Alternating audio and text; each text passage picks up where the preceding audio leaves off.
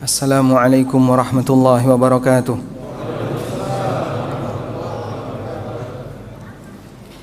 Alhamdulillahi rabbil alamin. Wassalatu wassalamu ala ashrafil mursalin Nabiyyina wa maulana Muhammadin wa ala alihi wa sahbihi ajma'in. Wa ashhadu an la ilaha illallah wahdahu la syarika lah. Wa ashhadu anna Muhammadan abduhu wa rasuluh. Salawatu Rabbi wa salamu alaihi wa ala alihi wa ashabihi wa man sara ala nahjihi wa stanna bi sunnatihi ila yaumiddin. Alhamdulillah, kita bersyukur kepada Allah atas kemudahan yang Allah berikan kepada kita untuk bisa melaksanakan rangkaian ibadah di malam ini.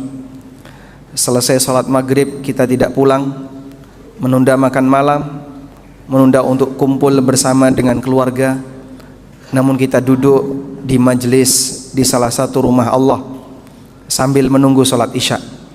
Semoga Allah jadikan ini sebagai amalan ribat. Ribat artinya menggabung satu ketaatan dengan ketaatan berikutnya, sehingga selesai kita melaksanakan ibadah pertama, kita tidak putus, namun kita rangkai dengan ibadah berikutnya. Nabi SAW pernah menyebutkan, beliau bertanya kepada para sahabat, "Kum ala amalin tamhullahu bihil khataya yamhullahu bihil." Maukah kutunjukkan kepada kalian amalan yang Allah akan menghapuskan dosa kalian dan mengangkat dosa kalian dan mengangkat derajat kalian? Kemudian para sahabat mengatakan, "Bala ya Rasulullah."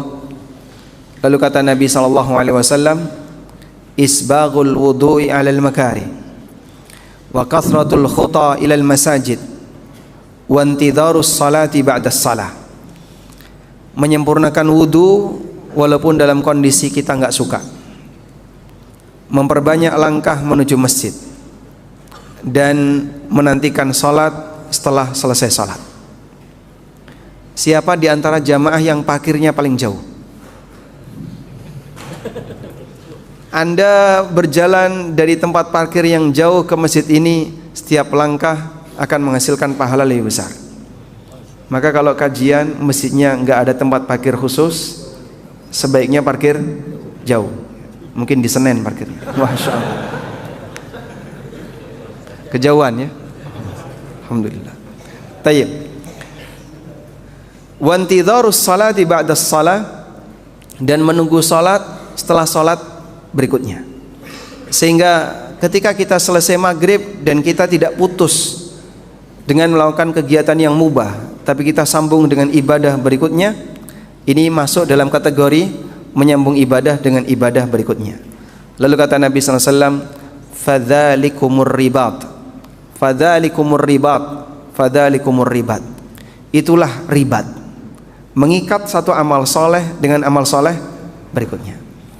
Kalau Anda punya kebiasaan seperti ini, tapi mungkin kalau jam kantor barangkali tidak bisa ya, di hari Sabtu atau hari Ahad, sempatkan waktu antara maghrib sampai isya tidak turun dari masjid, mengikat satu amal soleh dengan amal soleh berikutnya. Baik, selanjutnya kita masuk kepada tema kajian kita, membedah buku Bila Ku Mati, catatan tentang peristiwa kematian. Ini sesi yang kedua saya membedah buku ini. Sebelumnya buku ini pernah dibedah di Al-Azhar Sumarekon Bekasi, sekarang di Al-Azhar Cempaka Putih. Kok kebetulan namanya sama? Bukan dalam rangka disengaja ya. Baik, mudah-mudahan jamaah sekalian nanti bisa mengambil manfaat. Dan ini buku yang baru saja terbit, baru saja selesai dicetak. Walhamdulillah sudah bisa kita baca bersama. Ketika Anda mendapatkan buku yang baru, maka pertama yang perlu Anda lihat adalah daftar isi. Tentu saja setelah melihat judulnya, penulisnya, kemudian beralih ke daftar isi.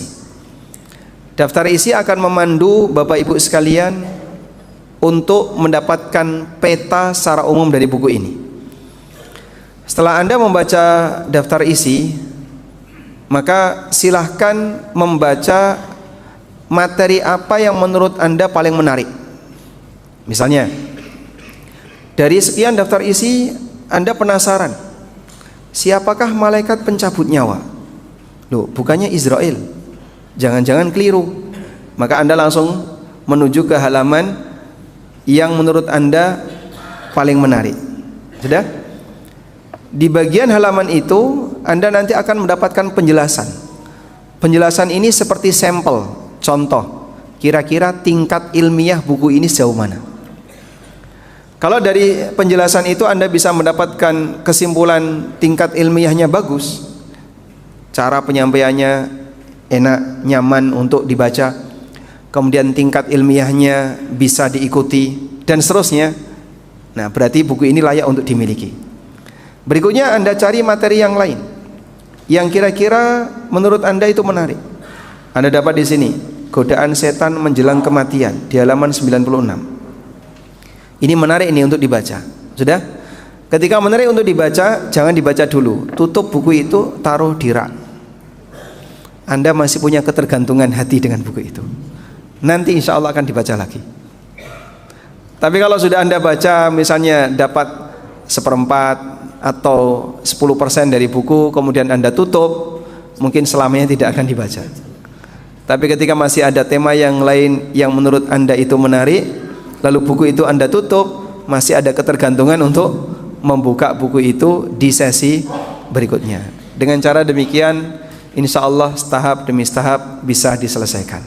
Baik, itu teori membaca buku yang saya punya. Kalau Anda mau tiru seperti itu silahkan. Karena materi kita bedah buku, maka kita akan melihat daftar isi dari buku Bila Ku Mati. Di bagian pertama kita jelaskan tentang apa itu kematian, membahas tentang hakikat dari kematian, apakah kematian itu makhluk ataukah bukan makhluk, kemudian sejatinya kita mengalami mati 2 kali, lalu tentang macam-macam kematian, kemudian berkaitan dengan larangan berangan-angan untuk mati, lalu jangan sampai kita mati kecuali dalam kondisi husnudzon kepada Allah, tentang masalah firasat kematian, apakah betul jimat itu bisa menunda kematian, lalu bagaimana kondisi seorang mukmin yang meninggal dunia. Kajian berikutnya tentang kisah kematian para nabi. Orang-orang soleh yang ketika mereka meninggal dunia punya kondisi istimewa. Mulai dari wafatnya Nabi Muhammad SAW sampai pembahasan apakah Nabi Khidir itu telah mati ataukah masih hidup. Karena sampai sekarang masih banyak orang yang punya keyakinan ada 2 nabi yang diyakini belum mati. Pertama Khidir, yang kedua Ilyas. Kalau Nabi Isa, beliau belum mati atas nas Al-Quran. Al-Quran yang menegaskan Nabi Isa belum mati. Sedangkan Khidir dan Ilyas tersebar di masyarakat sebagai 2 nabi yang belum mati dan dijadikan referensi orang sufi. Maka kalau ada orang sufi yang bilang saya punya pesan A, punya pesan B, dari mana? Ketemu Nabi Ilyas, ketemu Nabi Khidir. Apakah itu benar? Selanjutnya, kejadian menjelang kematian, tentang ciri husnul khatimah dan su'ul khatimah. Lalu sebab apa saja yang mengantarkan orang bisa mendapatkan husnul khatimah dan su'ul khatimah. Kemudian peristiwa godaan setan menjelang kematian, tentang talqin mayit. Kemudian fase kematian, ada fase sakaratul maut dan ada fase ihtidhar. Ternyata kematian ada beberapa fase. Lalu kematian itu kafarah bagi mukmin. Bagaimana dengan status orang yang mati mendadak? Catatan berikutnya tentang saat kematian tiba. Siapakah malaikat pencabut nyawa? Apakah betul namanya Israel? Pertanyaan berikutnya, bagaimana malaikat bisa mematikan banyak manusia dalam sekali waktu?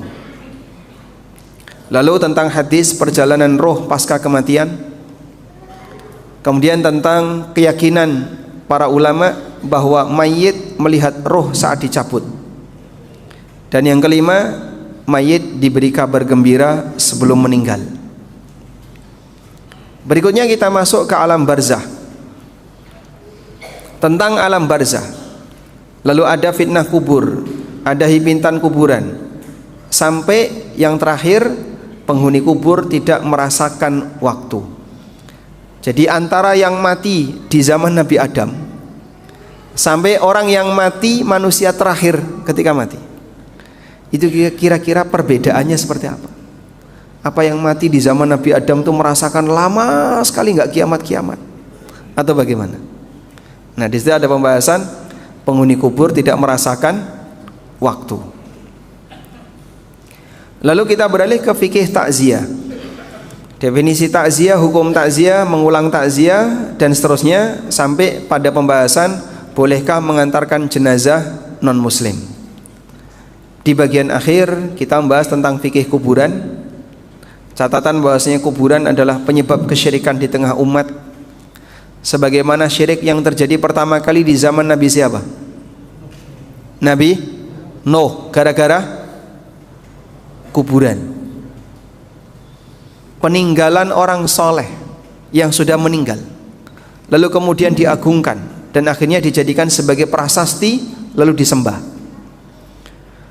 Kemudian menelusuri makam para nabi.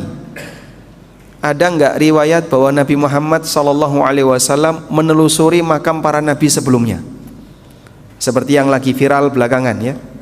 Sehingga ada makam baru, makam Habib A, makam Habib B. Sempat rame, setelah itu sepi karena diduga palsu. Kenapa dugaan itu tidak dari awal? Dugaan baru muncul belakangan. Lalu makam nabi yang valid. Kemudian tentang kuburan Nabi Daniel. Larangan keras membangun masjid di atas kuburan. Tidak boleh mencampur kuburan muslim dengan kafir. Hukum talqin mayit di kuburan, membaca Al-Quran di kuburan, dan seterusnya sampai adab ketika ziarah kubur. Dan bagian akhir di sesi penutup dan nasihat kami bahas tentang hukum masalah kirim pahala dan tahlilan untuk mayit. Sudah? Karena waktu Anda hanya 40 menit, kira-kira dari tema ini mana yang harus kita lihat lebih detail? Yang mana Pak? Semuanya. Saya bacakan ulang daftar isi sampai Isya selesai. Yang mana? Ya? Bapak usul? Menjelang kematian, satu. Godaan setan menjelang kematian, oke. Tahlilan, nggak sensitif. Sudah siap bahas itu di sini ya. Apalagi tentang jimat, apakah betul bisa menunda kematian? Cukup? Baik, kita bahas 4 ini ya. Sekarang kita langsung menuju menjelang kematian. Dan tadi Anda meminta tentang godaan setan menjelang kematian. Kita menuju halaman 96. Yang punya buku silahkan dibuka halaman 96.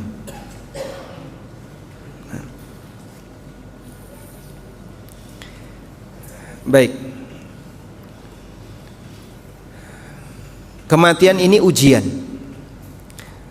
Karena itulah salah satu di antara doa yang kita baca menjelang salam, Allahumma inni a'udzubika min adzabi jahannam wa min adzabil qabri wa min fitnatil mahya wal mamat. Kita berlindung kepada Allah dari fitnah kehidupan dan kematian. Apa makna fitnah kematian? Ujian kematian. Fitnah yang dimaksud adalah ujian. Ujian kematian bentuknya gimana Pak? Di detik-detik terakhir menjelang orang wafat, itu yang menentukan. Karena bisa jadi dia beriman, tapi menjelang wafatnya dia malah melakukan perbuatan kekufuran, dan itu sangat berbahaya.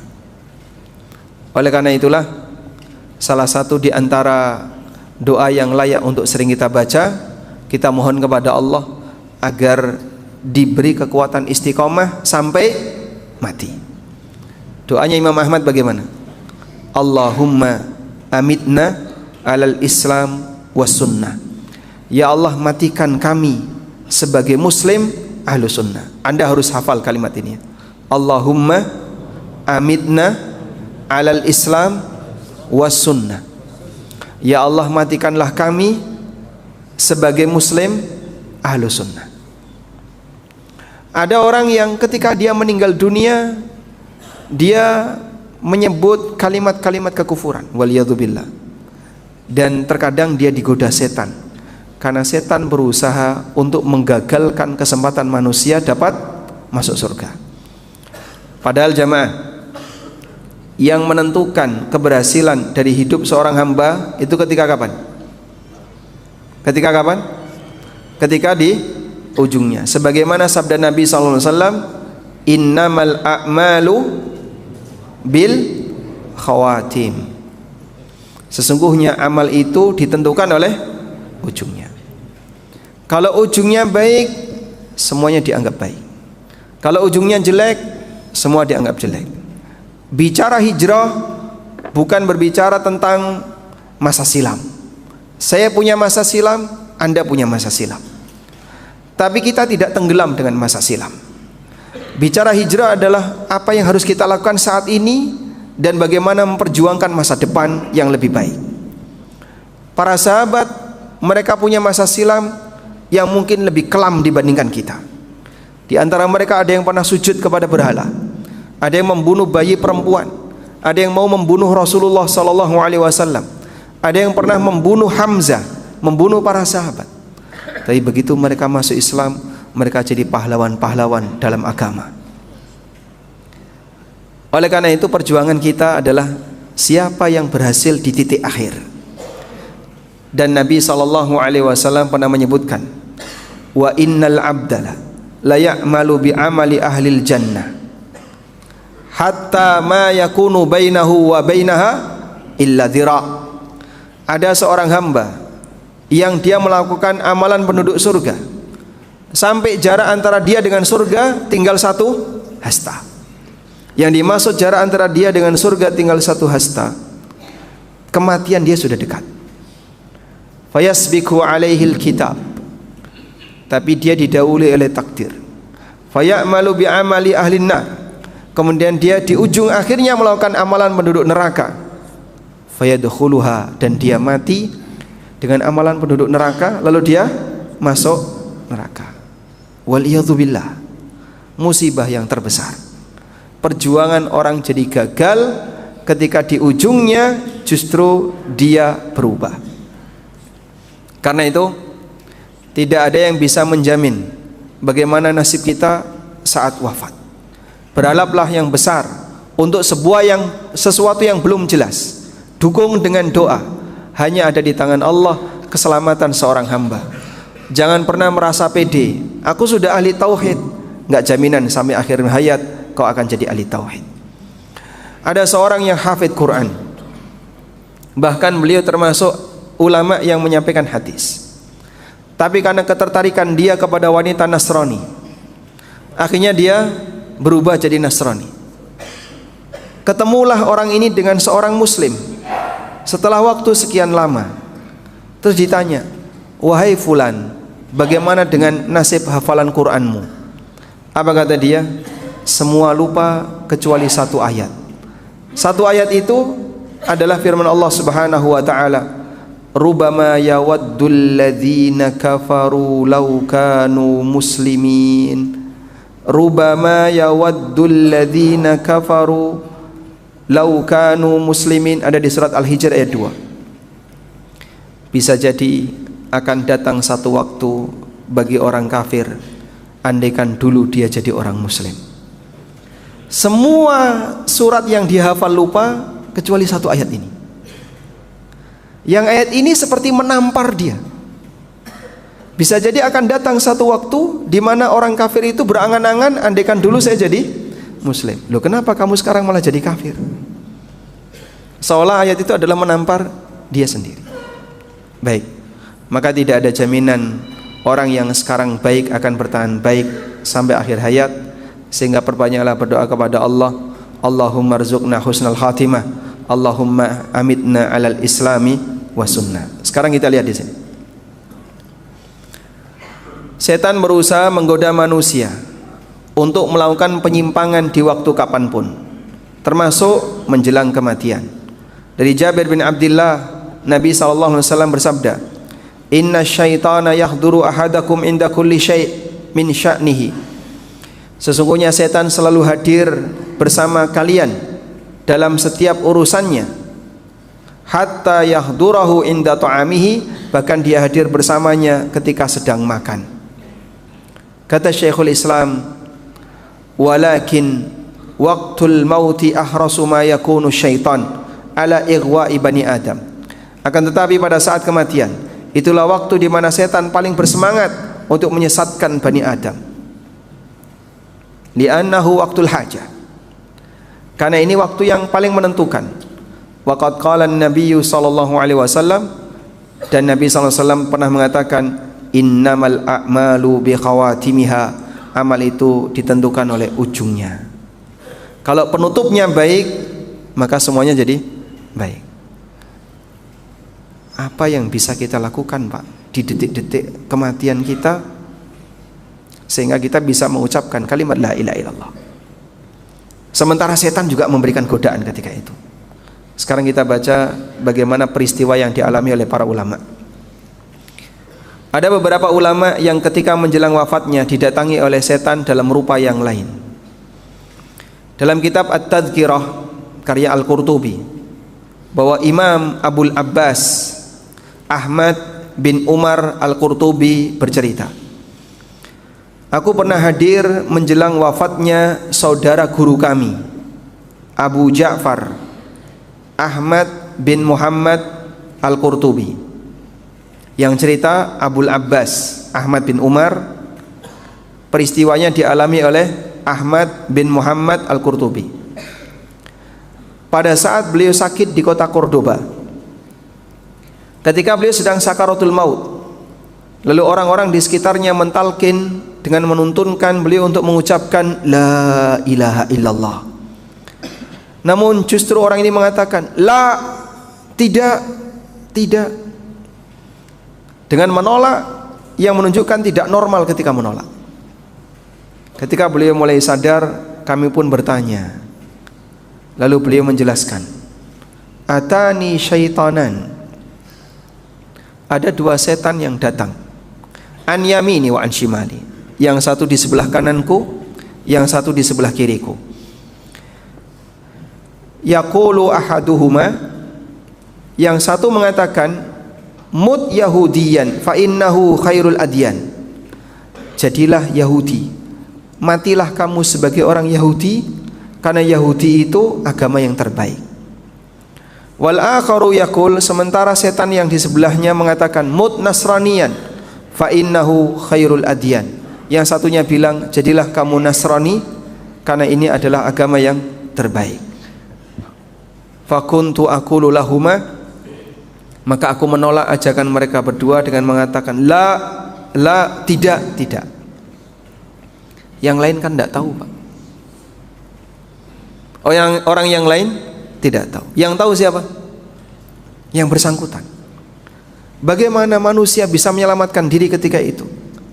Coba andaikan setan ini datang dalam wujud orang tuanya, mungkin dia akan percaya, ini orang tua saya datang, bapak saya datang. Bapak sudah meninggal sekian tahun yang lalu, tiba-tiba beliau datang menghampiri saya. Makanya terkadang ada orang yang bilang, ya, kok saya ketemu kakek ini menjelang wafat. Dan bisa jadi itu adalah setan yang menjelma menampakkan diri seperti mereka. Lalu dia ngasih godaan, sementara orang di sekitarnya tidak ada yang tahu. Demikianlah bahayanya kalau orang tidak ditalkin dan tidak ditunggui. Maka menjelang wafat tolong didampingi. Sebagaimana Anda perlu mendampingi orang yang ketika dia dalam kondisi serius. karena dia mau meninggalkan dunia untuk berpulang selamanya, maka dampingi dia untuk bisa mengucapkan kalimat yang indah di akhir hayatnya. Kejadian yang lain pernah dialami oleh Imam Ahmad bin Hanbal. Abdullah putra beliau pernah bercerita, aku hadir menjelang wafat Imam Ahmad. Di tanganku sudah kupersiapkan kain untuk mengikat kedua rahangnya. Saat itu beliau sedang sesak nafas lalu sadar kembali. Beliau menggerakkan tangannya sambil berkata, la bu'dun, la bu'dun. Tidak, belum sampai seperti itu. Tidak, belum seperti itu. Imam Ahmad berkali-kali mengucapkan seperti itu, la bu'dun, la bu'dun. Anaknya kan tidak tahu ada apa itu. Kemudian aku pun bertanya kepada ayah, wahai ayah, apa yang sedang terjadi padamu? Lalu Imam Ahmad mengatakan, inna syaitan qaimun bihidai adin ala anamilihi. Setan berdiri di hadapanku sambil gigit jari, menandakan tanda penyesalan. Setan berdiri di hadapanku sambil gigit jari.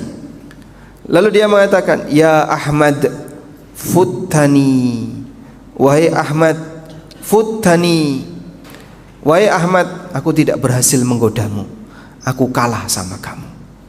Masya Allah. Kira-kira ini setan mau menggoda dari sisi apa? Hah? Beliau dipuji agar ujub di akhir hayat. Agar apa? Ujub. Kalau Imam Ahmad diajak untuk berbuat syirik, ya jelas tidak mau.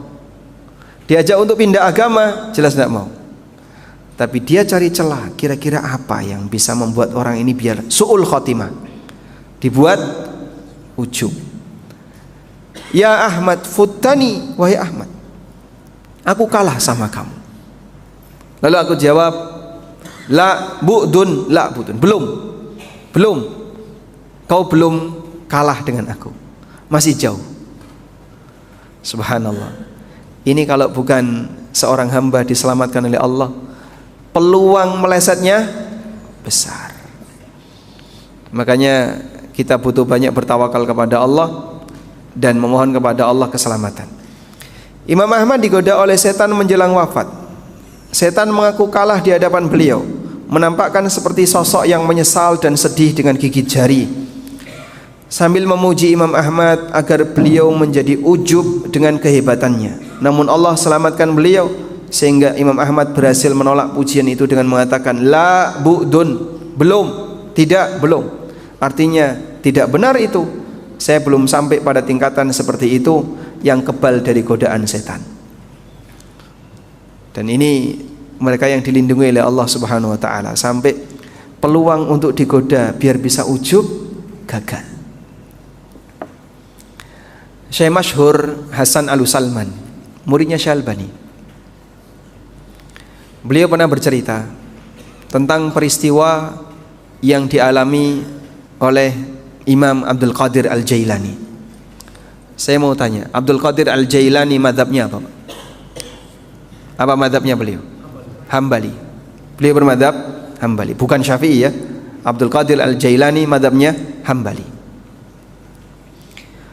Dikenal sebagai ahli ibadah dan banyak memberikan nasihat-nasihat yang berharga bagi masyarakat. Suatu ketika pada saat beliau qiyamul lail, tiba-tiba muncul cahaya dari sudut ruangan beliau. Lalu cahaya ini berbicara dan menyampaikan, ya Abdul Qadir, mulai hari ini engkau sudah mencapai tingkatan yang tertinggi hakikat, sehingga kau sudah tidak wajib lagi untuk melakukan amalan syariat. Maka kau boleh meninggalkan sholat dan boleh bermaksiat. Apa yang dilakukan oleh Abdul Qadir? Cahaya tadi diludahi, Pak. Beliau meludah ke arah cahaya tadi sambil mengatakan, ihsa ya mal'un, pergi dari sini wahai makhluk terlaknat. Kemudian cahaya tadi hilang. Lalu keluar suara yang kedua, wahai Abdul Qadir, aku telah menyesatkan puluhan ahli ibadah dengan caraku ini, tapi kau diselamatkan dengan ilmumu. Selesai nggak sampai di sini? Ini godaan yang kedua. Beliau digoda untuk apa? Ujub. Abdul Qadir Jailani mengatakan, tidak, aku diselamatkan oleh rahmat Allah. Sehingga berhasil dari godaan pertama, belum tentu berhasil di godaan yang kedua. Subhanallah. Seperti itulah bagaimana peluang setan untuk mencari celah dalam rangka menggoda manusia. Kita yang mungkin pengetahuan agamanya masih rendah, terkadang merasa sudah banyak jasa di masyarakat, dan ujub seperti ini bahaya. Karena merasa hebat dengan kemampuan pribadinya, terkadang menjadi sebab Allah tidak memberikan bimbingan dan hidayah baginya, karena dia sudah merasa hebat dengan dirinya. Maka jangan sampai kita putus dari merasa miskin dari hidayah Allah, karena kita adalah fakir di hadapan Allah, fakir hidayah, fakir petunjuk, sehingga selalu minta bimbingan dari Allah Subhanahu wa taala.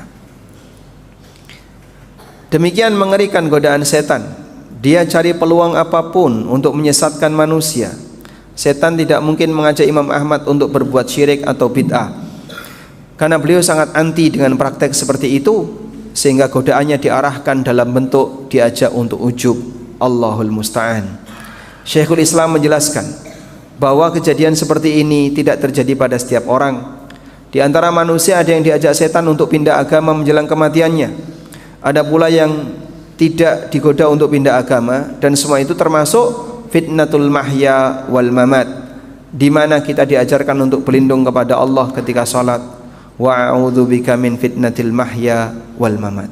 Aku berlindung kepadamu ya Allah dari fitnah kehidupan dan kematian. Baik, selanjutnya kita beralih ke masalah jimat. Apakah betul bahwasanya jimat itu bisa menunda kematian? Halaman berapa Pak kalau jimat Pak? Coba minta tolong di daftar isi. Halaman 27. Kita balik ke halaman 27.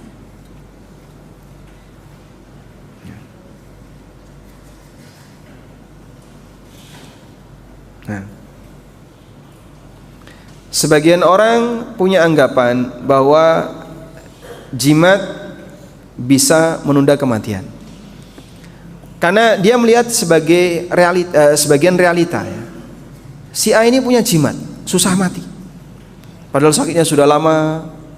Kadang orangnya koma, sadar lagi, koma, sadar lagi, sampai begitu jimatnya dirusak, orangnya mati. Cerita kayak gitu kan sering kita dengar ya. Baik, sekarang kita lihat. Allah menegaskan, siapapun tidak bisa mempercepat ajal. Walikulli ummatin ajal. Setiap umat memiliki batas waktu, yaitu ajal. Fa idza jaa ajaluhum, maka apabila telah datang ajal mereka, la yastakhiruna sa'atan wa la yastaqdimun. Tidak bisa ditunda walaupun sesaat, dan tidak bisa dipercepat walaupun sesaat. Sebab yang punya nyawa itu Allah, dan nyawa, roh itu jadi urusan Allah. Manusia tidak punya urusan tentang roh. Yas'alunaka 'anir ruh qulir ruhu min amri rabbi. Mereka bertanya kepadamu wahai Muhammad tentang roh, jawablah bahwasanya roh itu urusan Allah. Baik. Oleh karena itu tukang sihir tidak bisa memberikan roh. Pada waktu tukang sihir Fir'aun melemparkan tali mereka, melemparkan tongkat mereka, lalu tongkat dan tali itu berubah jadi ular. Itu ular beneran atau ular jadian? Bagaimana yang dimaksud ular jadian? Ya? Yang disihir pandangan mata. Di ayat yang lain Allah mengatakan saharu ayunan nasi wastarhabuhum. Tukang sihir Firaun itu menyihir pandangan mata manusia, karena manusia tidak punya roh. Maka tidak ada Pak, misalnya ini ya, kemudian disihir celing jadi ayam, tidak bisa. Gelas tidak akan mungkin bisa jadi ayam. Saya atau tukang sihir manapun tidak bisa memberikan arwah berupa arwah ayam ke gelas. Tapi yang mungkin, pandangan mata Anda disihir. Atau yang kedua, memindahkan ayam, sehingga gelas ini dipindahkan dan dipindahkan ayam orang lain. Pasti ada ayam yang hilang. Karena jin punya kemampuan memindahkan benda dengan cara yang tidak kelihatan. Sebagaimana Ifrit menawarkan diri kepada Sulaiman, ana atika bihi qabla an taquma min maqamik. Aku sanggup untuk memindahkan singgasana Ratu Bilqis sebelum Anda berdiri dari tempat duduk Anda. Dan itu kemampuan Ifrit. Kemampuan jin yang lain juga sama. Maka kalau ada orang yang keluar paku dari perut atau keluar kawat dari perut dan seterusnya, itu bukan kawatnya ada di sana, tapi dipindahkan dari toko besi, lalu disimpan di balik itu, kemudian keluar seolah-olah muncul seperti itu. Organ manusia akan rusak, berantakan kalau benda-benda seperti ini ada dalam tubuhnya, dan pasti akan mati. Maka kok bisa nggak mati, Pak? Jin mengeluarkan dari balik kulit, sehingga mungkin lukanya hanya luka di permukaan. Baik, lanjut. Di ayat yang lain Allah mengatakan, ma tasbiqu min ummatin ajalaha wa ma yastakhirun. Tidak ada satu umat pun yang dapat mendahului ajalnya, dan mereka juga tidak dapat menundanya, karena ajal ditetapkan oleh Allah. Ada sekitar 6 ayat dalam Al-Quran yang menegaskan bahwa ajal tidak bisa dipercepat atau ditunda sedikit pun, karena batas ajal di luar kendali manusia. Dialah Allah yang menghidupkan dan mematikan, dan hanya Allah yang mencabut nyawa hambanya. Andaikan semua manusia bersekongkol untuk membunuh satu jiwa, mereka tidak akan berhasil jika Allah belum takdirkan orang itu untuk mati. Karena itu Nabi SAW memberikan prinsip ini kepada sahabat Ibnu Abbas. Wa'lam annal ummata law ijtama'at ala ayyan fa'uka bisyai'in.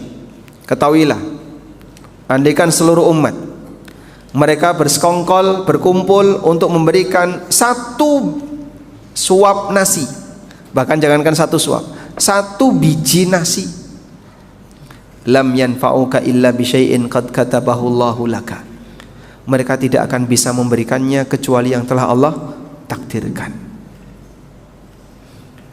Walau ijtama'u ala ayyadurruka bisyai'in, kalaupun mereka kumpul untuk memberikan madarat kepadamu, lam yadurruka bisyai'in qad katabahu Allahu 'alaika, mereka tidak akan bisa memberikan madarat kecuali illa bisyai'in qad katabahu Allahu 'alaika, kecuali yang telah Allah tetapkan.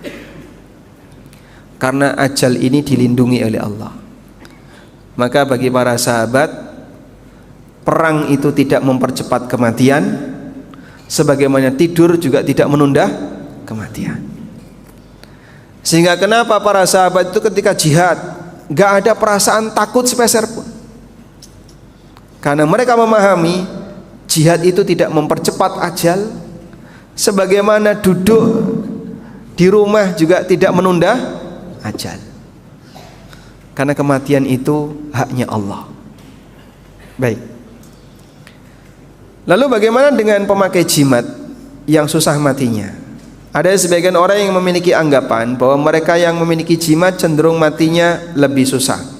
Apakah berarti jimat bisa menjadi penunda ajal? Jawabannya, tentu anggapan ini tidak benar. Sebab batas ajal telah ditetapkan oleh Allah, sehingga tidak mungkin dipercepat atau diperlambat. Lalu mengapa yang memakai jimat matinya susah, sementara dia sudah mengalami sekarat dalam waktu yang lama? Bukan karena kematiannya ditunda, tapi memang belum datang ajalnya. Sementara dia mengalami kesusahan ketika wafat sebagai hukuman dari Allah menjelang kematiannya. Jadi dia susah mati itu bukan karena kematiannya ditunda, tapi apa, Pak? Hukuman yang diberikan oleh Allah menjelang kematiannya, sehingga dia mengalami sakit yang lebih lama, dia mengalami kondisi berat yang lebih panjang, Banyak orang kafir atau orang fasik yang merasakan kesakitan lebih saat mendekati kematian. Allah berikan hukuman kepada mereka menjelang kematiannya. Tapi Pak, begitu jimatnya dirusak, dia mati Pak. Ya memang sudah ajalnya. Tapi setidaknya dia sudah mendapatkan hukuman sebelum wafatnya. Allah Ta'ala berfirman, walau tara idz zalimuna fi ghamaratil maut wal malaikatu basitu aydihim. Sekiranya kamu dapat melihat ketika orang-orang zalim itu sambil berkata, keluarkanlah nyawamu, dipukuli oleh malaikat, dibentangkan tangannya, maksudnya dipukuli oleh malaikat. Akhriju anfusakum arwah al-yawma tujzauna adzabal huni bima kuntum taquluna 'ala Allahi ghairal haqq wa kuntum an ayat. Pada hari ini kamu akan dibalas dengan azab yang sangat menghinakan terhadap Allah sesuatu yang tidak benar, dan karena kamu menyombongkan diri terhadap ayat-ayat Allah. Al-Hafidz Ibnu Katsir menjelaskan bahwa peristiwa ini terjadi ketika sakaratul maut orang kafir. Mereka dipukuli oleh malaikat dan dihukum hingga akhirnya rohnya keluar. Sebagaimana keterangan beliau, wa dzalika annal kafira idza ihtadara basyarathul malaikatu bil adzabi wan nakal.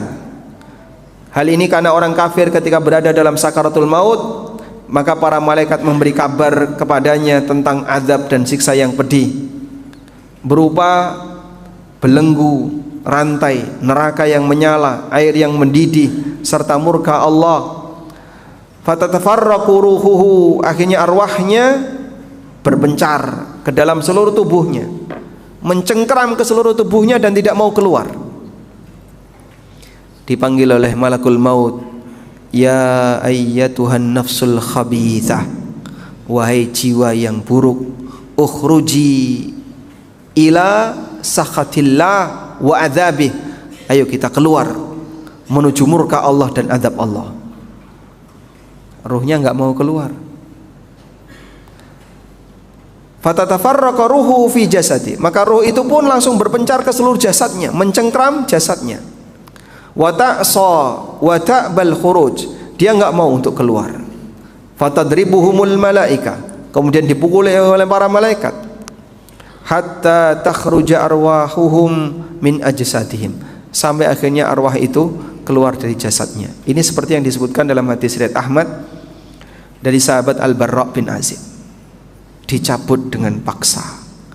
Digambarkan Nabi SAW seperti apa? Seperti gancu yang ditaruh di kain wol yang basah.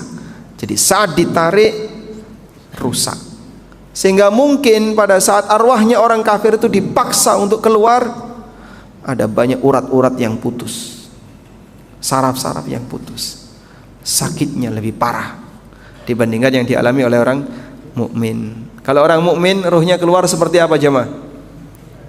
Seperti apa? Ya? Seperti air yang keluar dari mulut ceret. Sehingga bapak bawa air di dalam ceret, dituang. Ada yang nyangkut nggak? Kok nggak keluar? Airnya nyangkut.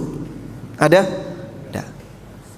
Nabi SAW mengatakan, malakul maut memanggil arwah orang mukmin ini dengan mengatakan, ya ayyatuhan nafsul mutmainnah, ya ayyuhan nafsut tayyibah, wahai jiwa yang baik, ukhruji ila maghfirati minallahi wa ridwan, mari keluar menuju ampunan Allah dan ridha Allah. Fatakhruju ruhuhu kama tasilul qatratu min fayis saqa, maka keluarlah arwah itu sebagaimana air yang keluar dari mulut ceret, keluar dengan sangat lancar, karena dia dipanggil untuk mendapatkan balasan yang indah. Perpisahan terakhir antara arwah dengan jasad. Wallahu a'lam. Kematian seorang mukmin. Semua pemeluk agama mengklaim kematian sebagai tempat istirahat,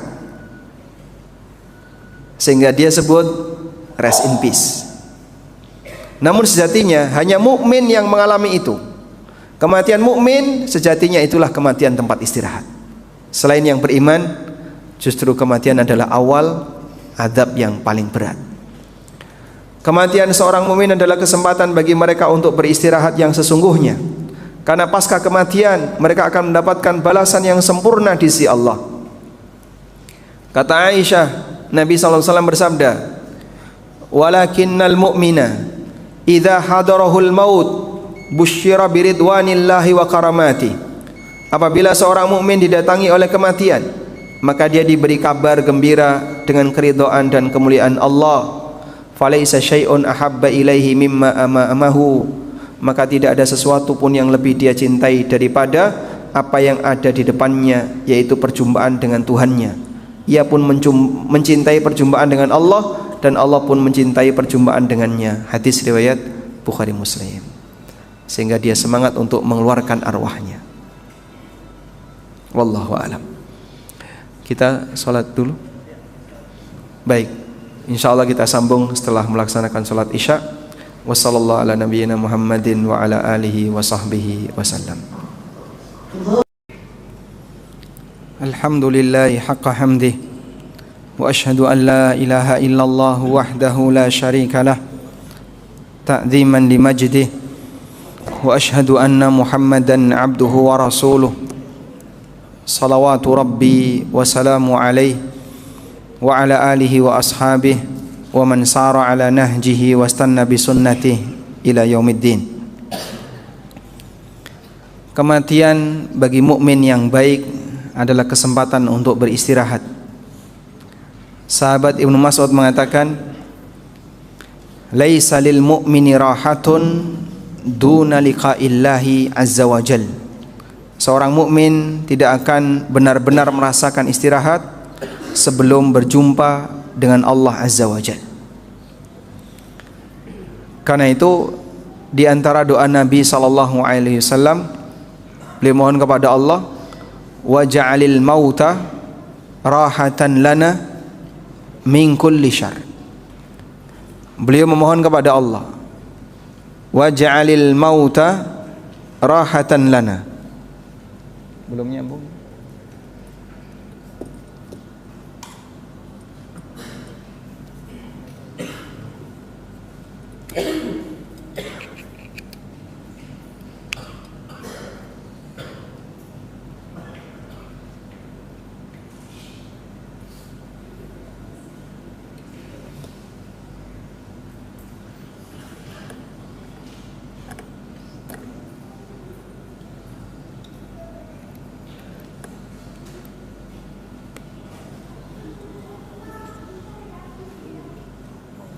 Masya Allah.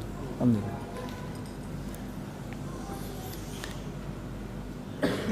Di antara doa Nabi SAW, waj'alil mauta ij'al al mauta rahatan lana min kulli syarrin. Jadikanlah kematian sebagai kesempatan istirahat bagi kami min kulli syarrin, dari semua keburukan. Karena tempat peristirahatan bagi seorang mukmin yang sejati adalah ketika dia berjumpa dengan Sang Pencipta untuk mendapatkan balasan yang lebih sempurna. Selanjutnya, kabar gembira bagi mukmin menjelang kematiannya telah disebutkan oleh Allah dalam firman-Nya, innal ladzina qalu rabbunallah tsumma istaqamu tatanazzalu alaihimul malaikatu alla takhafu wa la tahzanu wa abshiru bil jannati allati kuntum tu'adun. Sesungguhnya orang yang mengikrarkan Rabb kami adalah Allah, kemudian dia istiqamah sampai mati, maka akan turun kepada mereka para malaikat. Lalu malaikat itu menyampaikan, alla takhafu wa la tahzanu, jangan takut dan jangan sedih. Wa abshiru bil jannah, kabar gembira dengan adanya surga, allati kuntum tu'adun, yang kalian dijanjikan untuk mendapatkannya. Ibnu Katsir membawakan riwayat tentang tafsir ayat ini. Qala Mujahid was-Sudi wa Zaid bin Aslam. Mujahid, As-Sudi, Zaid bin Aslam dan putranya mengatakan, yakni indal mauti qailina alla takhafu. Maksudnya adalah menjelang kematian para malaikat itu menyampaikan kabar gembira bagi mukmin yang baik, Bapak enggak usah takut. Sehingga mereka memberikan motivasi bagi mukmin untuk bertahan dalam imannya dan tidak usah takut dengan adanya sesuatu setelahnya, karena Allah Subhanahu wa taala akan memberikan jaminan kebaikan bagi mereka. Di ayat yang lain Allah mengatakan, alladzina tatawaffahumul malaikatu thayyibin, yaitu orang yang diwafatkan oleh para malaikat dalam keadaan baik. Yaqulun, mereka mengatakan, salamun alaikum udkhulul jannata bima kuntum ta'malun. Keselamatan bagi kalian, masuklah kalian ke dalam surga karena amal yang telah kalian kerjakan. Masya Allah. Sehingga menjelang wafat sudah diberitahu, nanti kamu akan dapat surga, kamu akan dapat balasan indah, kamu akan dapat ini. Siapa yang beritahu? Para malaikat. Apa yang bisa Bapak bayangkan ketika besok Bapak dipanggil oleh hakim untuk disidang? Kita akan mencari pembela. Kalau nggak punya pembela, kita cari pengacara, kita cari ini. Manusia akan dihakimi oleh Allah, dan orang-orang saleh diberi pendukung oleh Allah berupa para malaikat. Nggak usah takut, kamu akan mendapatkan balasan-balasan yang indah.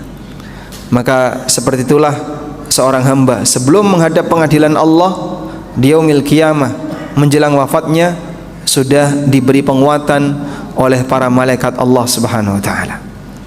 Baik. Kemudian bagian akhir dari buku ini kita cantumkan pembahasan di nasihat dan penutup.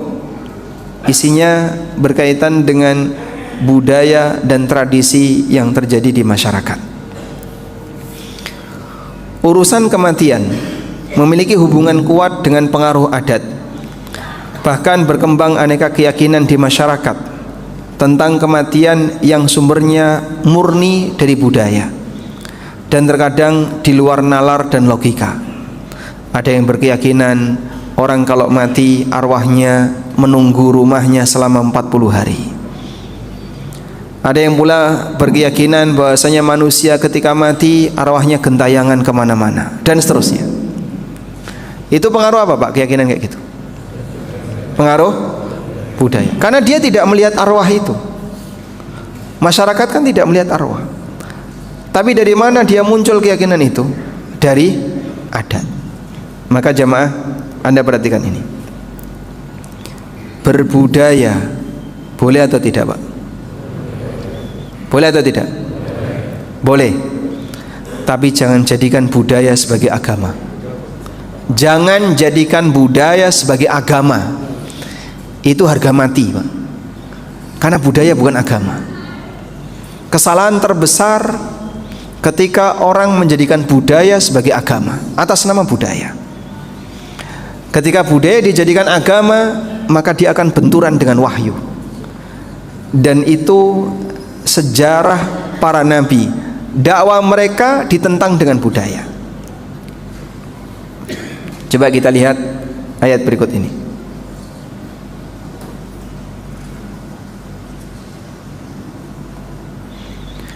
Di surat Az-Zukhruf ayat 23, Allah Subhanahu wa taala berfirman, "Wa kadzalika ma arsalna min qablika fi qaryatin min nadhirin." Demikianlah, tidak ada satupun nabi yang aku utus sebelum kamu, fi qaryatin, untuk berdakwah mendatangi satu kaum, illa qala mutrafuha, kecuali orang-orang yang punya orang-orang yang punya status sosial, orang-orang yang punya jabatan di masyarakat. Mereka mengatakan, inna wajadna aba'ana ala ummatin wa inna ala atharihim muqtadun. Kami menjumpai leluhur kami mereka punya ajaran tertentu dan kami mengikuti peninggalan mereka. Dan kami mengikuti peninggalan mereka. Baik. Apa yang dimaksud dengan ajaran leluhur tadi, Pak? Budaya. Sehingga keyakinan leluhur, keyakinan dan ajaran leluhur dijadikan sebagai agama. Padahal leluhurnya bukan nabi. Dan Allah tegaskan di sini, setiap kali ada nabi yang diutus oleh Allah, pasti orang itu melawan ajaran nabi ini dengan ajaran leluhur. Maka sepanjang perjalanan sejarah agama, yang namanya wahyu ditolak pakai budaya, karena budaya ini dijadikan sebagai agama. Sehingga berbudaya silahkan, selama satu, tidak jadikan budaya itu sebagai agama. Yang kedua, jangan mempertahankan budaya yang bertentangan dengan agama. Kalau hanya sebatas untuk kebiasaan dan tidak ada kaitannya dengan masalah keyakinan, silahkan. Tapi kalau budaya sampai mengajarkan keyakinan, ini berarti budaya menjadi agama. Dan masing-masing punya budaya yang berbeda sehingga keyakinannya berbeda. Orang Jogja dan sekitarnya punya keyakinan bulan Suro adalah bulan Ciloko. Bulan Suro itu bulan apa? Muharram. Sehingga bulan Muharram dianggap sebagai bulan pembawa sial. Padahal Nabi Muhammad SAW menyebut bulan Muharram sebagai Syahrullah al-Muharram, bulan Allah yang suci. Tapi disebut sebagai bulan pembawa sial. Dari mana keyakinan itu muncul? Budaya. Nanti di tempat yang lain beda lagi. Mungkin orang Sunda tidak punya keyakinan seperti itu. Maka karena budayanya beda, jadi akidahnya beda. Ada 1000 budaya, ada 1000 agama. Terus yang benar yang mana?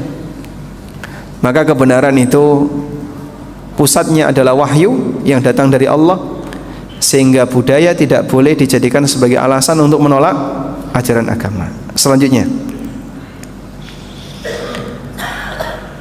demikian pula budaya tidak boleh mengalahkan aturan agama. Larangan agama tidak boleh diabaikan dan dilanggar dengan alasan ini sudah menjadi budaya. Peringatan kematian, menurut Anda, orang meninggal lalu diperingati 3 hari, 7 hari, 40 hari, 100 hari, setahun, 1000 hari. Itu budaya atau agama? Budaya atau agama? Dari mana bisa menyimpulkan? Hah? Itu budaya atau agama? Atau budaya yang dicampur agama? Yang mana, Pak? Terkadang ada kegiatan budaya tapi disisipi muatan agama. Disisipi muatan agama. Bapak kalau lihat acara kirap di Jogja, orang mau sedekah bumi, menanam kepala kerbau di lereng Merapi. Sebelum acara dimulai, mereka baca dzikir. Baca dzikir, baca doa dipimpin oleh tokoh agama. Selesai aneka bacaan-bacaan itu, kemudian barulah kirap. Kirap itu pasukan yang berjalan beriringan untuk membawa arak-arakan sesajen yang mau ditanam. Budaya tapi disisipi agama. Di sana ada acara mubeng beteng. Jadi beteng keraton dihubungi, tawaf. Dan itu ada ritualnya. Sebelum ritual itu dilakukan, ada bacaan-bacaan, dzikir dan seterusnya. Baru setelah itu ritual dilakukan. Ini budaya tapi disisipi dengan agama. Paham? Baik. Sekarang menurut Anda, aneka peringatan itu budaya atau agama? Atau budaya yang disisipi agama? Ya?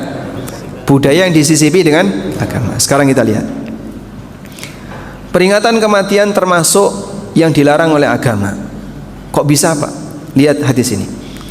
Jarir bin Abdullah radhiyallahu anhu pernah mengatakan, "Kunna na'uddul ijtima' ila ahlil mayyit wa san'ata ta'am ba'da dafnihi minan niyaha." Kami para sahabat dulu menganggap berkumpul di rumah keluarga yang meninggal dan membuat makanan setelah pemakaman termasuk bagian dari perbuatan niyaha, yaitu meratapi mayat. Hadis riwayat Ahmad, Ibnu Majah dan yang lainnya. Sehingga agama ini tidak membolehkan praktek itu. Lalu bagaimana bisa disebut bagian dari agama sementara agama sendiri tidak membolehkan? Nabi SAW tidak pernah diperingati oleh para sahabat. Demikian pula kematian Abu Bakar, kematian Umar. Ada banyak kematian sahabat sebelum Rasulullah SAW wafat. Tidak ada ceritanya Nabi SAW menyelenggarakan peringatan kematian untuk Khadijah atau Hamzah atau putri beliau Zainab atau Ummu Kulthum atau yang lainnya. Berarti itu bukan bagian dari ajaran beliau. Maka dari mana ini bisa disebut sebagai bagian dari ajaran Islam? Kalau orang beralasan, Pak, kita kan ngirim pahala. Ngirim pahala nggak harus pakai acara. Yang dipermasalahkan itu acaranya. Kalau masalah ngirim pahala, mendoakan mayit, bisa dilakukan di masjid, bisa dilakukan di semua waktu. Kalau masalah bersedekah atas nama mayit, bisa bersedekah dengan cara dikirim sedekah itu, bukan mengadakan acara. Karena yang kita permasalahkan bukan bersedekah atas nama mayit, tapi mengadakan acara tersebut. Imam Asy-Syafi'i rahimahullah pernah menegaskan, wa akrahul ma'tam, aku benci acara ma'tam, wahiyal jamaah, yaitu berkumpulnya orang-orang di rumah keluarga yang berduka. Wa illam yakun lahum buka, meskipun tidak ada tangisan, walaupun tidak ada acara tangis-tangisan.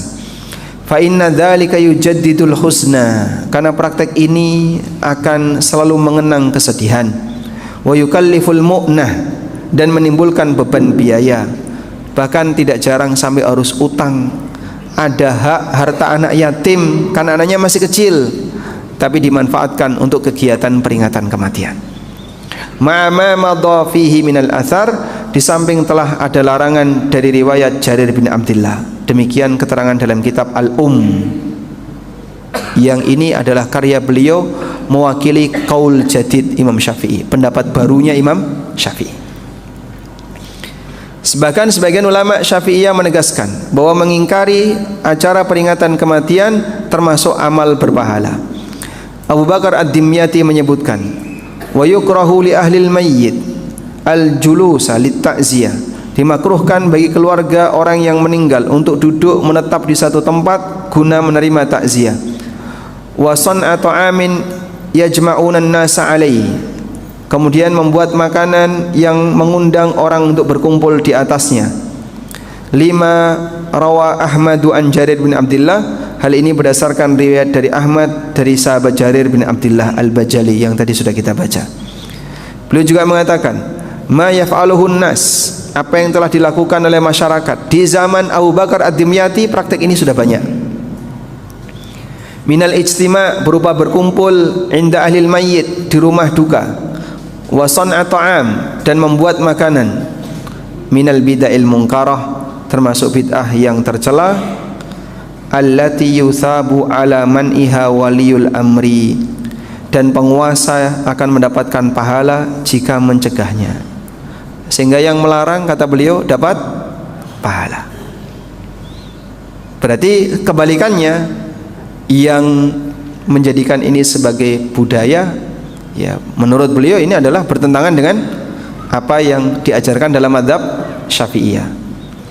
Selanjutnya beliau menukil dalam kitab Al-Bazzaz, wa fil Bazzaz, wa yukrahu ittikhadut ta'am fil yaumil awwal wa thalith wa ba'dal usbu'.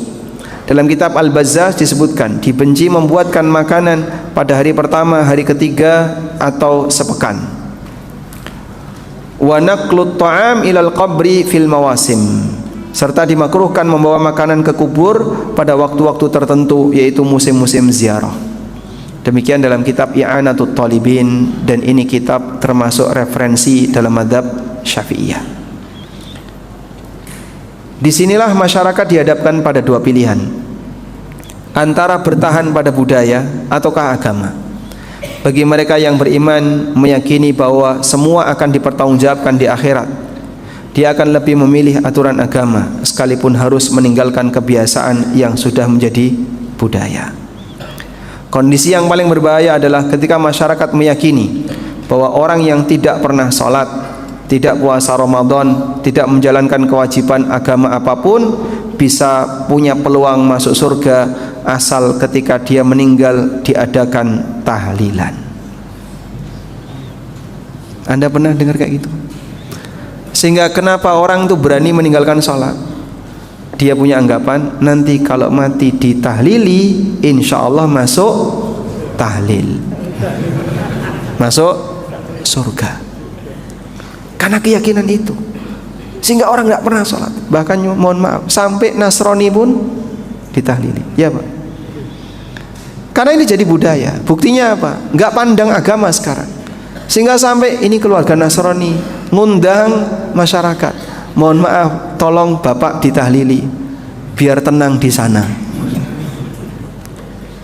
Akhirnya mereka sangat bergantung dengan acara ini hingga muncul generasi yang meninggalkan kewajiban agama karena sudah merasa terjamin dengan acara tahlilan. Sebagian masyarakat, coba pilih mana? Jenazahnya tidak disolati atau jenazahnya tidak ditahlili? Mana yang lebih menakutkan? Mereka lebih takut yang mana? Tidak ditahlili, Pak. Sehingga walaupun ketika dia mati yang sholat cuma 5 orang, yang penting ketika tahlilan rame. Mereka lebih takut tidak ditahlili daripada tidak disolati. Padahal ancaman Nabi SAW, ada orang bawa jenazah, ya Rasulullah silakan disolati. Nabi SAW tanya, hal alaitain, dia punya utang enggak? Betul ya Rasulullah, punya utang 2 dinar. Sallu ala sahibikum, kalian saja yang nyolati, aku enggak mau nyolati. Nabi SAW tidak memberikan ancaman, siapa yang mati punya utang tidak aku tahlili. Sebutkan satu riwayat yang menyebutkan itu. Ada? Tidak ada. Nabi SAW tidak memberikan ancaman. Tapi ketika ada orang yang mati punya utang, ancaman beliau apa? Gak mau nyolati. Sehingga sahabat yang lain yang nyolati. Padahal masing-masing hamba akan mempertanggungjawabkan amalnya, bukan amal orang lain. Kiriman doa dan bacaan Al-Quran menjadi tidak ada manfaatnya jika yang bersangkutan berstatus keluar dari Islam karena dia tidak salat. Nah, kita coba Pak sadarkan masyarakat seperti ini Pak, karena ini keyakinan Murji'ah. Keyakinan Murji'ah, dia menganggap bahwasanya amalan tidak mempengaruhi iman. Maka saat orang tidak sholat, saat orang tidak puasa Ramadan, meninggalkan aneka kewajiban, selama sudah mengucapkan la ilaha illallah, dan ketika mati diucapkan la ilaha illallah, ditahlili maksudnya, masuk surga. Padahal orang kalau nggak sholat, kata Nabi SAW, al-ahdul ladzi bainana wa bainahumus salah faman tarakaha faqad kafar. Perjanjian antara kami dan mereka adalah sholat, siapa yang meninggalkannya maka dia keluar dari Islam. Kita tidak ingin keyakinan seperti ini merajalela di masyarakat sehingga membuat mereka merasa aman ketika tidak melaksanakan ibadah. Dan itu salah satu bentuknya adalah merasa yakin dengan ditahlili jaminan surga. Wallahu a'lam. Demikian, semoga bermanfaat. Wassallallahu ala nabiyyina Muhammadin wa ala alihi wa sahbihi wasallam. Baik, cukup.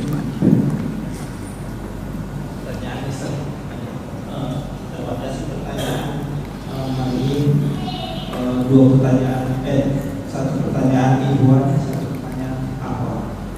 Gimana ibu-ibu bisa bertanya? Ada mikrofon? Ada mikrofon. Nah, baik. Silakan dari ibuan dulu. Gak ada kayaknya bapak-bapak.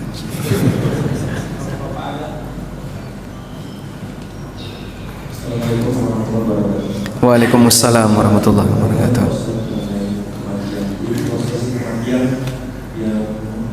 Kubur, apakah memang kubur itu harus satu makhluk atau memang harus satu kawin? Jadi kedua mengenai bagaimana hukumnya orang berhutang, misalnya KPR itu kan meninggal, Nah, hutangnya itu kan sebenarnya dibayarkan oleh asuransi. Si yang meninggal tidak bayar sebenarnya. Ini hukumnya bagaimana? Memang masih berhutang atau memang ahli warisnya atau yang bersangkutan harus membayar hutang sendiri? Demikian. Assalamualaikum warahmatullahi wabarakatuh. Waalaikumsalam warahmatullahi wabarakatuh. Yang pertama tadi satu jenis kelamin mahram ketika ditumpuk. Apakah ketika mayit itu ditumpuk di kuburan harus satu mahram dan satu jenis kelamin? Tidak ada keharusan itu. Tapi pada asalnya satu lubang untuk satu jenazah. Kecuali dalam kondisi ketika sudah tidak memungkinkan.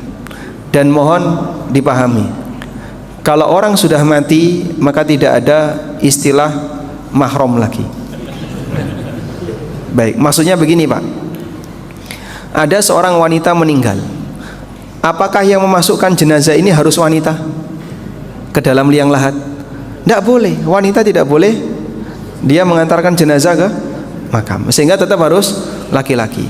Jika tidak ada mahramnya sama sekali, wanita ini meninggal tidak ada mahram, siapa yang harus memasukkan wanita ini ke dalam liang lahat? Ya muslim, lelaki yang lain. Gimana Pak, kan nanti bersentuhan dengan jasadnya. Lah mau diapain jasadnya kalau bersentuhan? Sehingga dalam posisi ini sudah tidak ada lagi kaidah mahram. Maka silahkan dimasukkan walaupun bukan keluarga, meskipun ada yang lebih berhak. Sehingga kaitannya dengan masalah yang lebih berat. Kecuali untuk memandikan. Kalau memandikan, wanita harus dimandikan oleh wanita. Boleh enggak anak laki-laki memandikan jenazah ibunya? Boleh atau tidak? Hah? Kenapa enggak boleh? Kenapa enggak boleh? Karena baik, karena akan bersentuhan dengan aurat, sehingga walaupun mahram tidak boleh. Sebagaimana ketika mereka masih hidup bersentuhan aurat tidak boleh, maka demikian pula ketika mati, kecuali suami istri, hanya suami istri. Sehingga bapak meninggal kok dimandikan oleh istrinya, kalau tega ya boleh, atau istri bapak meninggal dan bapak yang mandikan boleh. Tapi kalau mahram, misalnya anak dengan ibu atau saudara perempuan atau mahram yang lainnya, tidak boleh. Sehingga dalam memandikan harus sesama jenis kelamin. Wallahu a'lam. Yang kedua, orang punya utang di bank. Misalnya apa? Ya, coba kita tuliskan di sini. Ini kajian muamalah ini. A, bank, lalu asuransi. Begini Pak, utang yang dijaminkan di asuransi itu kan bayar premi Pak ya. Bayar premi enggak? Premi sekali di awal ketika transaksi utang itu dilakukan. Anggaplah misalnya preminya 3 juta. Udah? Total nilai utang dari bank ke A misalnya 100 juta. Plus bunganya 20, jadi 20 juta ini bunganya, kebanyakannya 10 juta aja. Baik. Sudah? Lalu A sudah mencicil ke bank senilai 50 juta. Berarti kurang berapa? Kurang berapa? 60. Ketika A mati, maka asuransi membayarkan senilai 60 juta. Baik. Ada berapa akad yang terjadi di sini? Ada berapa akad yang terjadi di sini? Ada 3 atau 2? 3. 1 akad A dengan bank, yang kedua akad A dengan asuransi, yang ketiga asuransi dengan bank. Akadnya apa? Hah? Yang bayar premi itu bank atau nasabah? Nasabah. Baik. Sehingga di sini ada 2 akad. Akad A dengan bank. A melakukan akad dengan bank. Akadnya adalah utang piutang. Oke? Kemudian akad A dengan asuransi. Akad apa yang terjadi antara A dengan asuransi? Akad jaminan utang. Baik. Akad jaminan utang ini A bayar 2 atau 3 juta tadi. A bayar 3 juta. Lalu dia dapat apa dengan bayar 3 juta itu? Jaminan resiko utang karena kematian. Sudah? Ini jelas atau tidak, Pak? Jaminan resiko utang itu jelas atau tidak? Ini tidak jelas. Tidak jelas ya. Nilai 3 juta jelas, yang ini tidak jelas, maka transaksi ini namanya gharar. Akadnya haram karena akadnya gharar. Insya Allah ini paham ya? Baik. Sehingga dia bayar 3 juta untuk membeli sesuatu yang nggak pasti. Bisa terjadi, bisa tidak. Sebab jaminan resiko terhadap utang itu nggak pasti. Bisa terjadi, bisa tidak. Maka 3 juta yang dia bayarkan untuk transaksi yang statusnya gharar. Baik. Nah, transaksi gharar ini menghasilkan. Dia mati sehingga asuransi mengcover 60 juta. Berarti kan ada selisih 57 juta. Ini uang siapa? Uang siapa? Selisih 57 juta itu uang siapa? Uang siapa kira-kira? Uang nasabah atau uang asuransi? Uang asuransi yang diserahkan untuk nutupi kewajiban nasabah ya. Baik, atas dasar apa nasabah bisa memiliki uang itu? Akad gharar. Atas dasar akad gharar. Sehingga dia mendapatkan uang itu atas dasar akad yang batil, yaitu akad gharar. Berarti status uang ini haram. Ya, itu sama dengan menang judi ya. Atas dasar apa orang berhak untuk mendapatkan uang hasil menang judi? Akad yang batil. Maka hasil judi halal atau haram? Haram. Sehingga tidak boleh dia miliki. Paham insyaallah di sini? Baik. Lah terus gimana, Pak? Kan itu dibayarkan ke bank. Berarti sebenarnya ketika ini sudah dipakai untuk nutupi bank, A masih punya kewajiban. Uang haram yang diserahkan asuransi itu harus dia keluarkan. 60 juta ini kan uang haram, Pak. Menang dengan asuransi ya. Begitu dia mati menang kan? Ya enggak? Dia bayar 3 juta, dapat 60 juta, menang atau kalah? Menang. Mati tapi ya. Baik. Berarti selisih 57 juta itu uang yang terlarang. Maka pihak keluarga berkewajiban untuk mengeluarkan itu. Pihak keluarga berkewajiban untuk mengeluarkan itu. Disalurkan kemana, Pak? Ya kembalikan ke asuransi. Pak, kebanyakan jangan 63 juta saja, karena kan dulu Bapak bayarnya 3 juta. Tidak bisa Mas, sistem kami adanya kayak gini. Anda mengembalikan 57 ke asuransi kan tidak diterima ya.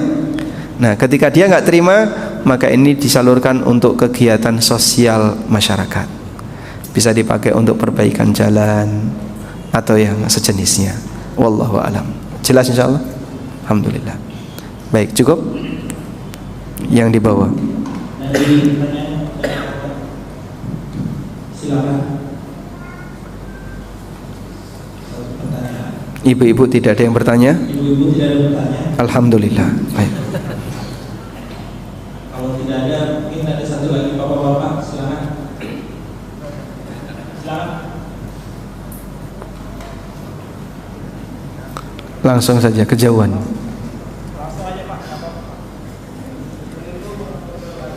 Waalaikumsalam warahmatullahi wabarakatuh.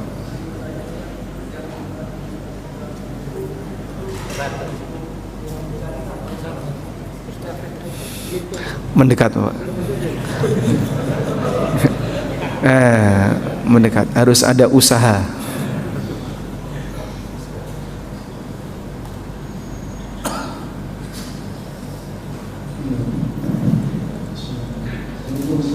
Waalaikumsalam warahmatullahi wabarakatuh. Tadi Ustaz penjelasan semua yang bilang mati itu berlaku untuk janin atau ada beda?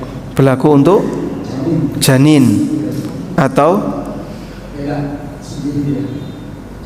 berlaku untuk janin atau tidak maksudnya? Tadi Ustaz penjelasan itu berlaku untuk janin atau enggak?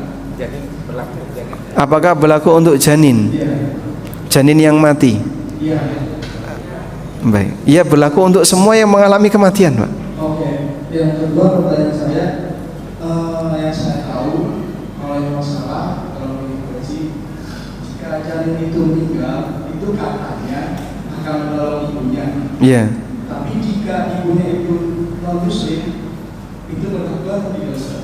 Jika ibunya non muslim Berlaku atau tidak? berlaku atau tidak? Masya Allah. Baik, terima kasih, Pak. Baik. Ada seorang nabi yang berusaha untuk menolong bapaknya yang mati kafir. Berhasil atau tidak? Tidak. Siapa beliau? Ibrahim. Sampai diceritakan oleh Nabi Muhammad SAW. Coba lihat ini. Yalqa Ibrahimu azara yaumal qiyamah wa ala wajhi azar qatarah ghabarah. Perhatikan hadis ini. Hadisnya sahih, riwayat Bukhari. Saya pernah menyampaikan hadis ini, kemudian ada rekaman YouTube-nya, terus orang komentar, baru tahu hadis seperti itu. Ada dalam Sahih Bukhari, ya. Memang semua hadis dia tahu kan. Yalqa Ibrahimu abahu Azar. Ibrahim akan bertemu dengan bapaknya yaitu Azar yaumal qiyamah, besok di hari kiamat. Wa ala wajhi Azar qatarah ghabara. Di wajah Azar penuh dengan debu dan kusut. Fayaqulu lahu Ibrahim, maka Ibrahim mengatakan kepada Azar, alam aqul lak la ta'sini. Bukankah aku sudah pernah berkata kepada bapak, jangan berdurhaka kepadaku, jangan menyimpang dari ajaranku. Fayaqulu abuhu, maka bapaknya mengatakan, al-fal yauma la asik. Hari ini aku tidak akan mendurhakaimu. Fayaqulu Ibrahim, maka Ibrahim mengatakan, ya Rabbi, wahai Rabbku, innaka wa'adtani, sesungguhnya engkau telah menjanjikan aku, alla tukhzini yauma yub'atsun, engkau tidak akan membuatku susah di hari kebangkitan. Wa ayyu khizyin akhza min abil abad, dan kesusahan apalagi yang lebih berat dibandingkan ketika ayahku dijauhkan. Sehingga Ibrahim berusaha untuk membela bapaknya. Fayaqulullahu ta'ala, lalu Allah Ta'ala mengatakan, inni haramtul jannata 'alal kafirin, aku haramkan surga bagi orang kafir. Seorang nabi membela, janin membela, tapi karena ibunya kafir enggak berlaku.